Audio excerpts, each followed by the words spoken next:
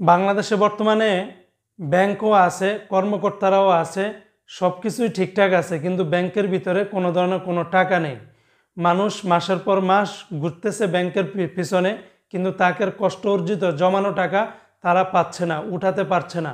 কিছু বললে তাদেরকে যদি কিছু বলা হয়, তারা বলতেছে যে এটা একটি সাময়িক সমস্যা, আপনারা টাকাগুলি পেয়ে যাবেন। বন্ধুরা, এটা আমার মুখের কথা না, আপনারা একটু আমার স্ক্রিনের দিকে লক্ষ্য করেন।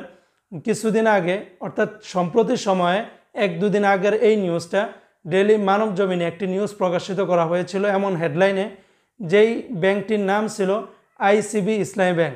আপনারা জানেন বাংলাদেশে অনেকগুলি ইসলামী ব্যাংক রয়েছে, ইসলামী ব্যাংক, সোশ্যাল ইসলামী ব্যাংক, তারপর আরও বিভিন্ন ইসলামী ব্যাংক। এর ভিতরে একটি রয়েছে আইসিবি ইসলামী ব্যাংক।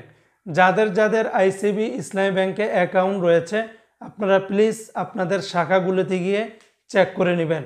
যারা এই মুহূর্তে ভিডিওটি দেখতেছেন, প্লিজ জনসচেতনতার জন্য সবাই ভিডিওটি শেয়ার করে দিবেন, যাতে করে সবাই জেনে উপকৃত হতে পারে। এর ভিতরে আবার কিছুদিন আগে, প্রায় 2-3 দিন আগেই বিবিসি নিউজের একটি নিউজ প্রকাশিত করেছে, যেখানে বলা হয়েছে প্রায় 30 ব্যাংকের এমডি একযোগে আমেরিকা যাচ্ছেন। কেন? এই বিষয়ে বিস্তারিত নিউজ দেখেছি।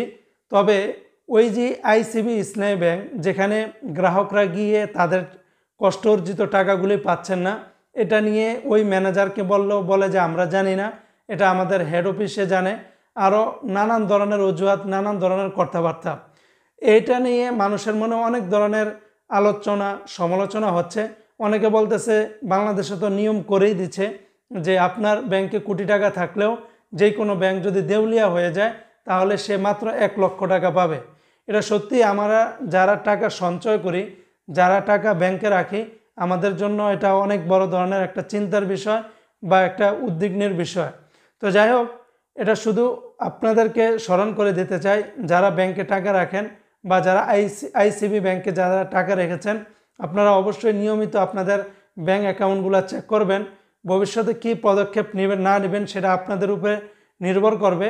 তবে যারা ব্যাংক অ্যাকাউন্টে বর্তমানে টাকা রাখেন, সত্যি এই সমস্ত নিউজে বা এই সমস্ত কর্মকাণ্ডে আমাদেরকে চিন্তার বিষয় করে দাঁড়িয়েছে যে আমরা কিভাবে টাকাগুলি ব্যাংকে সঞ্চয় করব, যদি এইভাবে যদি তারা টাকা আমাদেরকে দিতে না পারে।